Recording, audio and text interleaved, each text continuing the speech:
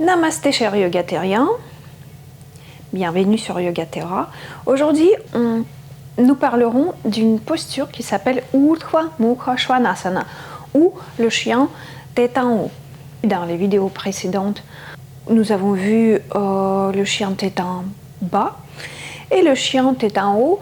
Donc ces deux postures font partie des transitions entre les postures dans Ashtanga Vinyasa Yoga. Ashtanga mix qu'on pratique chez Yogaterra. Donc Urdhva Mukha Svanasana, c'est une flexion vers l'arrière et une extension de la colonne vertébrale. Elle se présente comme ceci. Hop. Donc on appuie sur les 4 points, les mains et les avant-pieds. Ok. Au niveau de la symbolique, c'est la symbolique de l'élan vers le haut, vers la force supérieure, vers la spiritualité, ainsi ouverture du cœur vers le monde, ce qu'on appelle dans le bouddhisme, il y a le terme bodhicitta, donc l'ouverture, le courage d'ouvrir le cœur, d'être ouvert au monde et de ne pas avoir peur de subir les affronts, de subir les souffrances. Donc c'est l'ouverture au monde. Okay. Au niveau thérapeutique, c'est une posture qui rajeunit la colonne vertébrale, qui remet les vertèbres en place s'il y a un glissement des vertèbres, qui soulage les douleurs du dos, s'il est bien fait évidemment, et qui augmente les capacités respiratoires grâce à l'ouverture de la cage thoracique et aussi elle améliore la circulation du sang au niveau du bassin, donc ce qui est très bénéfique pour tous les organes qui se trouvent dans le bassin. Au niveau psychologique, donc nous avons dit, c'est l'ouverture au monde et le courage d'affronter, ça diminue la peur devant le futur, devant le monde de turbulence qui est le monde d'aujourd'hui. Pour exécuter la posture, donc je vous propose de vous mettre sur les tapis. On va faire quelques préparations. Donc avant tout, il faut penser à dessiner une bonne courbe et de ne pas avoir la cassure au niveau du bas du dos. J'espère que vous avez votre tapis parce qu'on va passer à la partie pratique. Donc, première chose, on va s'installer dans une posture, on va faire la posture finale d'abord. On va s'installer dans la posture allongée.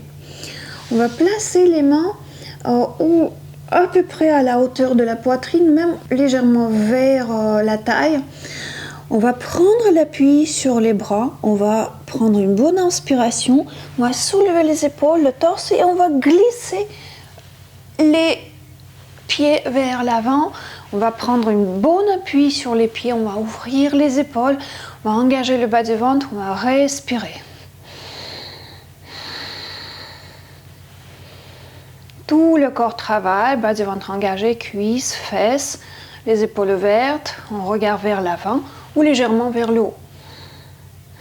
S'il n'y a pas de souci au niveau du cervical. Ok. Et puis on va faire une posture du chiot pour se relaxer et calmer la respiration.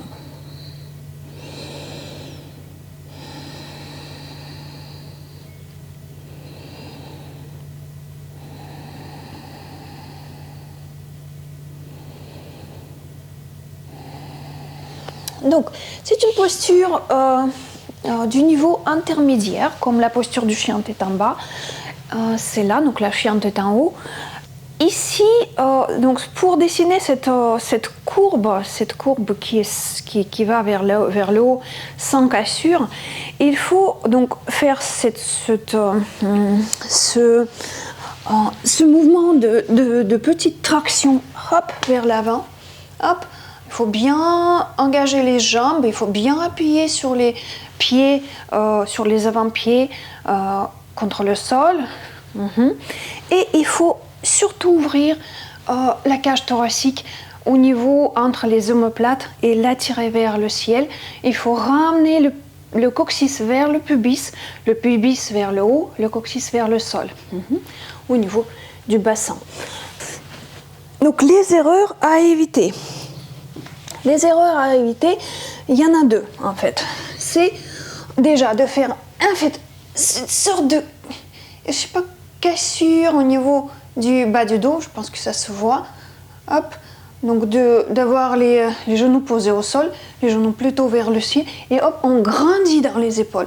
Il faut surtout éviter aussi à être un tout petit peu penché comme ça, la tête rentrée dans les épaules, donc à creuser, à creuser le niveau du cou au niveau des épaules et ramener les épaules vers les oreilles. Donc les épaules s'éloignent des oreilles, on traque le corps vers l'avant, on engage tout le corps, on appuie sur les avant-pieds, sur les mains, on ouvre la cage thoracique et on ramène le pubis vers le ciel, le coccyx vers le sol. On essaie d'enrouler comme ça le bassin vers le sol. Tac. Maintenant, au niveau des postures préparatoires, vous voyez, donc je masse mes poignets. Donc, avant de faire cette posture, il faut bien travailler, en fait, réchauffer un tout petit peu les articulations des poignets, des coudes et des épaules. Vous pouvez faire les mouvements comme ceci. Tac. Ok. Et maintenant, les postures préparatoires aussi pour cette posture-là, c'est aussi les postures suivantes. Je vais vous montrer. Donc, première chose, on va prendre la posture de départ allongée sur le sol. Et puis, on va glisser les avant-bras vers l'avant et essayer de mettre les coudes au-dessous des épaules. Tac. Et on va appuyer avec les avant-bras contre le tapis. Et on va essayer de ramener le tapis vers nous, vers la poitrine. Tac. Vous voyez certainement que voilà, j'appuie sur les avant-bras, je glisse et vous voyez l'action qui se réalise au niveau du dos. Donc surtout au niveau du bas du dos, le bas du dos s'étire. Je continue à étirer les orteils vers l'arrière et voilà, c'est ça. Déjà, comme ça, vous pourriez ressentir cette courbe et ressentir l'engagement du corps dans cette posture. Donc tout le corps bien engagé.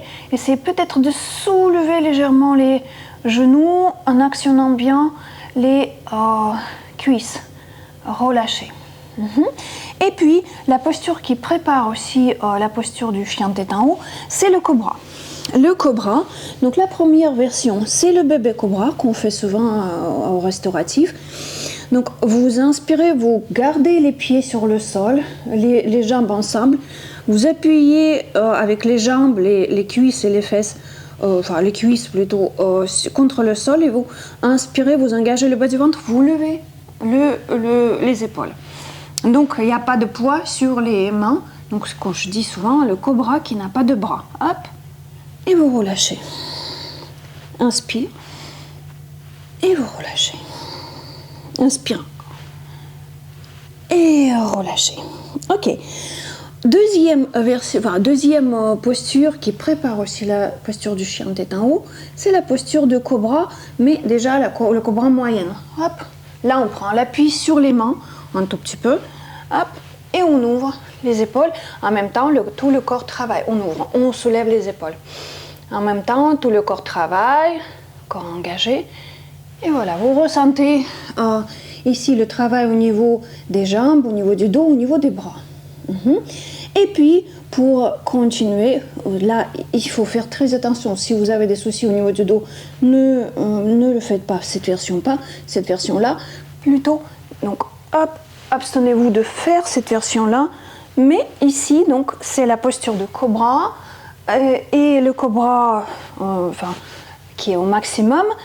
Donc vous continuez à allonger le bas du dos ici, malgré le fait qu'il y a une petite cassure ici, mais mon bas du dos, mon bas du ventre est bien engagé, le bas du dos est allongé.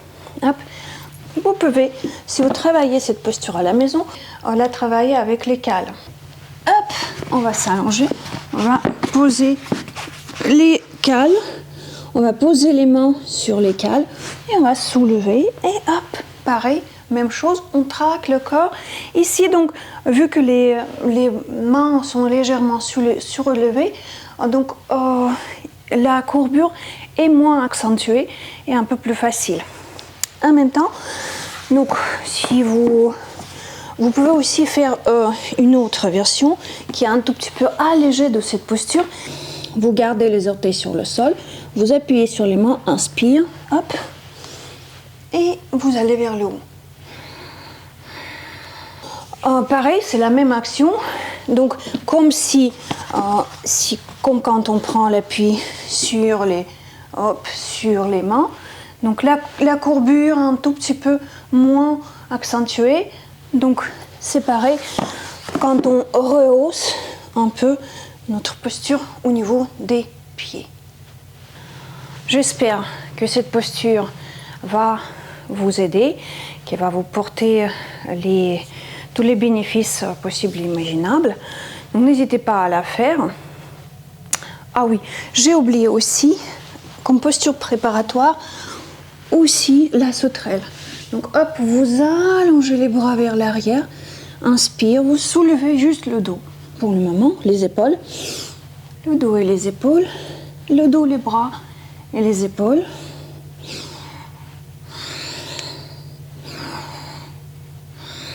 Tout en respirant. Et à la fin, vous engagez le bas du ventre, vous soulevez les jambes, les bras, les épaules et vous restez, vous relâchez. Inspire, les jambes, les bras et les épaules et vous relâchez. Placez les mains une sur l'autre et la tête sur les mains.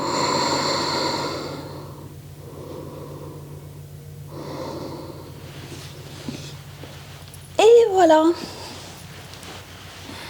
Bonne pratique. Namasté.